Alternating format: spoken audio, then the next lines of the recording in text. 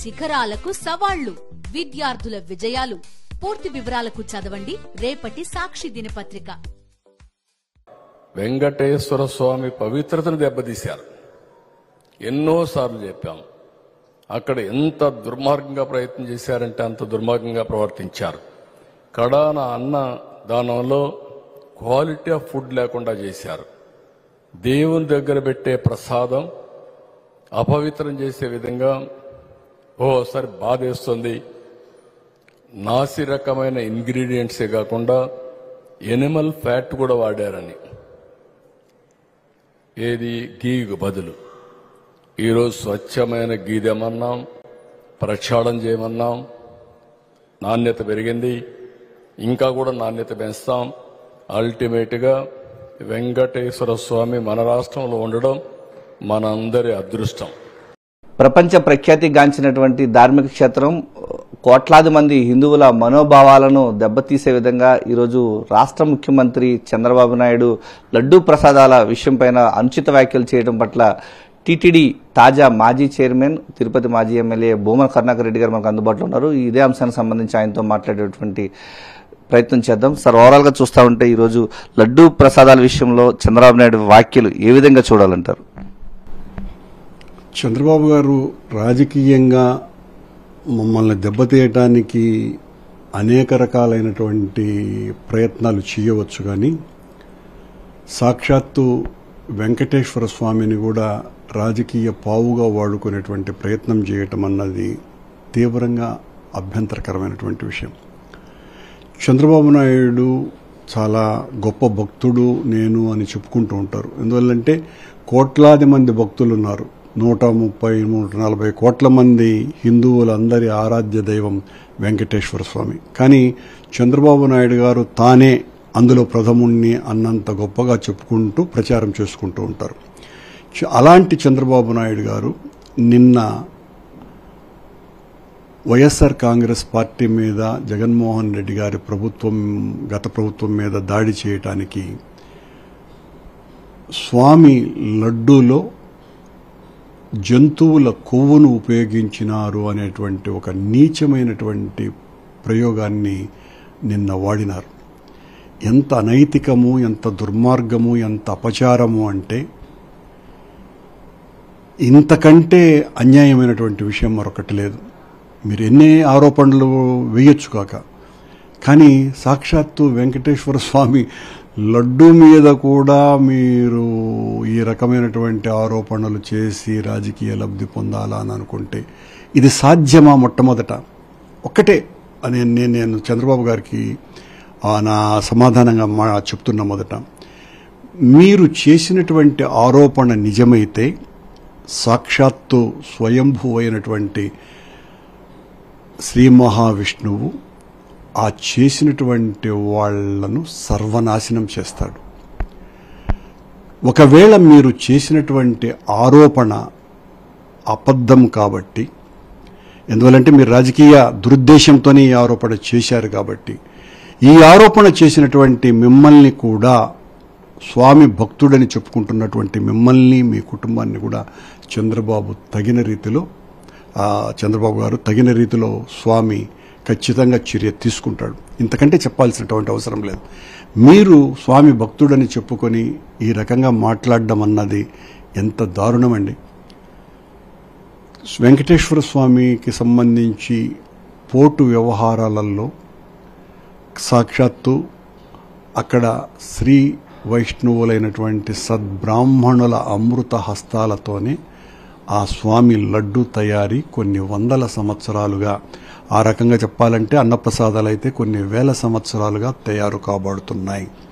దానికి సంబంధించినటువంటి దిట్టం ఇవన్నీ కూడా పాలక మండళ్లు నిర్ణయించేటువంటి విషయం కాదు, అధికారులు నిర్ణయించేటువంటి విషయం కాదు.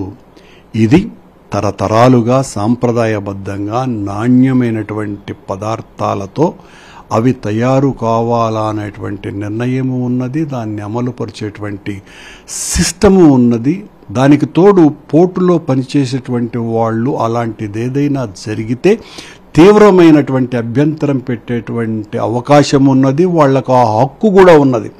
గతంలో చంద్రబాబు నాయుడు గారు ముఖ్యమంత్రిగా ఉండినప్పుడు 1995-2003 మధ్యకాలంలో చంద్రబాబు గారికి గుర్తు ఉండి ఉంటే, చంద్రబాబును అనుసరించేటువంటి వాళ్లకు గుర్తు ఉండి ఉంటే, పోటు కార్మికులు పోటు నుంచి బయటికి వచ్చి అనేక సందర్భాలలో నిరసన దీక్షలు చేసినటువంటి విషయాన్ని ఈ సందర్భంగా గుర్తు చేస్తున్నా. ఇంత సిస్టంతో వ్యవహరించేటువంటి ఆలయ మొత్తం మీద అడ్మినిస్ట్రేషన్కు సంబంధించి ఆలయ అధికారులకు లేకపోతే బోర్డుకు హక్కులున్నాయేమో కానీ వెంకటేశ్వర స్వామికి సంబంధించిన ప్రసాదాలు, లడ్డు, వడలు, దోశలు, లేకపోతే అన్నప్రసాదాలు, వీటిలో లేకపోతే శాంక్టోరియంలో జరిగేటువంటి ఆచార వ్యవహారాలలో వీటిలకు సంబంధించి కించిత్తు కూడా వీళ్లకు ఏ రకమైనటువంటి హక్కులు లేవు, అధికారాలు అంతకంటే లేవు. చంద్రబాబు నాయుడు గారి సమయంలో ఈ లడ్డూలకు సంబంధించి ఎవరైతే నెయ్యి, ఇతర అన్నానికి సంబంధించినటువంటి ముడి సరుకులు ఏవైతే ఉన్నాయో అవి సరఫరా చేస్తున్నారో వాళ్లే ఇప్పుడు కూడా సరఫరా చేస్తున్నారు. ఈ సిస్టమ్ కొత్తగా వచ్చింది కాదు. టీటీడీ బోర్డు ఏర్పడ్డప్పటి నుంచి కూడా ఈ సిస్టమ్ నడుస్తూనే ఉన్నది. కానీ చంద్రబాబు నాయుడు గారు గతంలో మేము అధికారంలో ఉన్నప్పుడు వెంకటేశ్వర స్వామిని వాడుకుంటే మనకు ఓట్లు ఎక్కువ వస్తాయి అన్నటువంటి ఆలోచనతోటి ఆయన ఇష్టం వచ్చినట్టుగా పెట్టరేగిపోయి కొండ మీదంతా అపచారమే జరుగుతుంది, అనాచారమే జరుగుతుంది, అంతా అన్యాయము, మోసము, దౌర్జన్యమే జరుగుతోంది అని తద్వారా ఓట్లు పొందినాడు ఆయన. ఇది నిజమని నమ్మించేటువంటి ప్రయత్నం చేసి కొద్దిమందితో అది నిజమని భ్రమింపచేసి ఓట్లు పొందినాడు. ఆ తర్వాత అధికారంలోకి వచ్చిన తర్వాత తాను ఏదైతే ఆరోపణలు చేసినాడో, నేను టీటీడీని ప్రక్షాళనం చేస్తాను అని ఆయన మాట అంతకు ముందు చెప్పి, ఆ తర్వాత అధికారంలోకి వచ్చిన తరువాత ఈ టీటీడీ ప్రక్షాళన అనేటువంటి కార్యక్రమంలో విజిలెన్స్ వాళ్లను నియమించి వాళ్ళు ఏ రకమైనటువంటి చంద్రబాబు చెప్పినటువంటి దానికి అనుకూలంగా వాళ్ళు నివేదికలు సమర్పించకపోతే ఆ అధికారులను 2-3 సార్లు తిట్టి వెనక్కి పంపించినారు అనేటువంటి సమాచారం కూడా మాకున్నది. ఎట్టి పరిస్థితుల్లోనూ ఏదో ఒక నెపం మోపి ఆ గత పాలకుల మీద మనం కేసులు బనాయించటమో వాళ్ళ మీద చర్యలు తీసుకునేటువంటి కార్యక్రమము చేయాలి, మనం ఈ రకంగా దీని ద్వారా లబ్ధి పొందినాము అనేటువంటి ఆలోచనతో ఆయన తిరిగి పంపించటం కూడా జరిగింది. ఎన్ని దాచినా దాగేటువంటి విషయాలు కావు చంద్రబాబు గారు. సరే, ఇవన్నీ సరే, ఆరోపణలు మీరు ఎన్నైనా వేసుకోవచ్చును, కానీ సాక్షాత్తు స్వామి లడ్డూ విషయంలోనే మీరు ఆరోపణలకు చేయటానికి దిగజారిపోయినారంటే మీ నైతిక స్థాయి ఏమని చెప్పాలనో అర్థం కావటం లేదు.